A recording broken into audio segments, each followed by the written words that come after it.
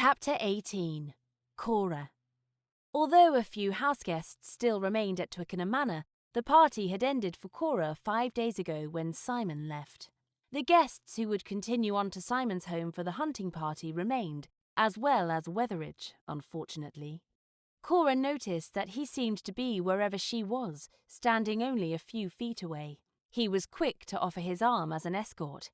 For the past few days he had been polite, sedate, attentive and reserved, entirely annoying. In a lapse of judgment that only lasted 2 seconds, Cora wished Simon's sisters were still there to keep him occupied, but then Lady Atkins would be also. Wetheridge was the lesser of 2 evils, maybe. Lady Atkins would never seek out her company, so no worries there. Cora was hiding in the gardens, having evaded him after breakfast. She might have to take a tray in her room for her meals for the next 2 days to avoid him completely. She was tired of being polite. "No, I don't wish to take a ride with you. No, I don't want to walk with you in the gardens. No, you cannot be of assistance to me today on a shopping errand. No, no, no. Sheesh." On the bright side, Cora had spent many hours in the little music room on the 2nd floor where she and Simon had held their latest concert.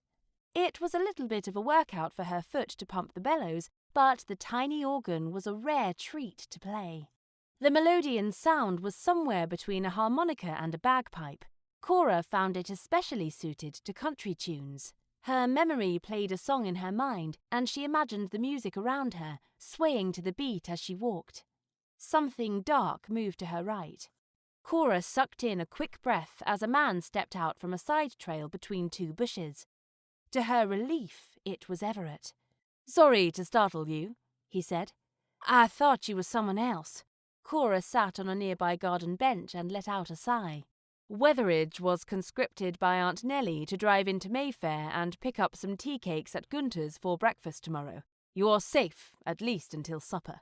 The easy smile Everett always seemed to have melted into a serious expression. "Actually, there is something I wanted to talk with you about." Their last serious conversation sprang to Cora's memory. He had warned her not to break Simon's heart.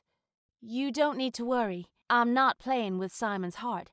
I've given up the marriage game completely. I truly enjoy his company. You're a great friend to worry for him, but you needn't as far as I'm concerned." Everett's smile returned. "Well, that's not what I wanted to talk with you about, but it's nice to know. Rather personal, really. You didn't need to defend your feelings to me." "Oh." Cora could feel her cheeks warm. She smirked in Everett's direction, as if he never involved himself in personal matters.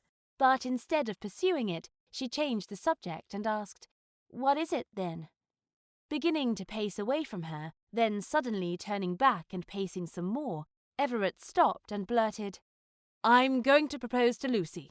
Then the pacing resumed, his hands clasped tightly behind his back. "Congratulations?" Cora wondered what the matter was. They seemed an ideal couple to her. She sat facing him with her arms folded in her lap until he came to a stop before her. "I don't know how. I mean, I know the words, but I want this to be special. It has to be right.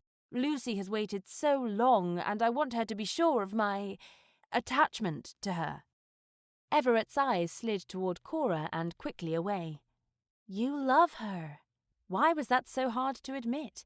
They used the euphemism attached, but it could mean any number of things. "Yes." "Make sure you say that part, those 3 little words."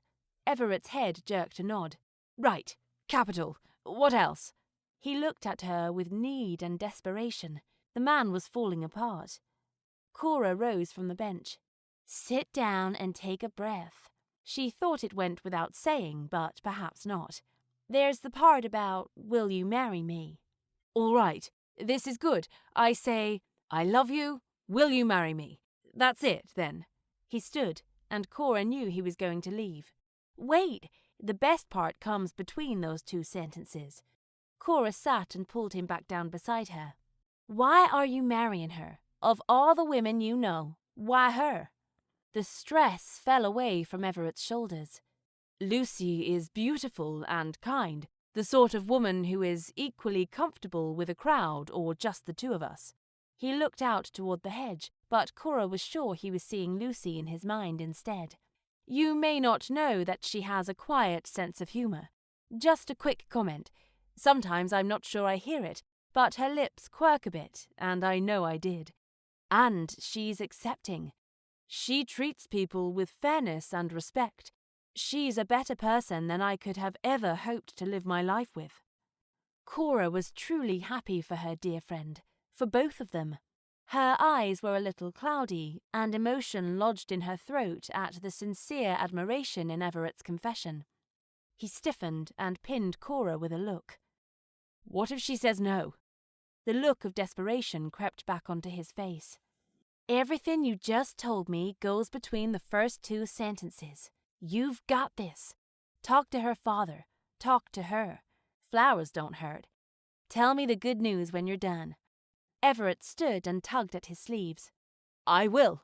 With a nod, he walked off.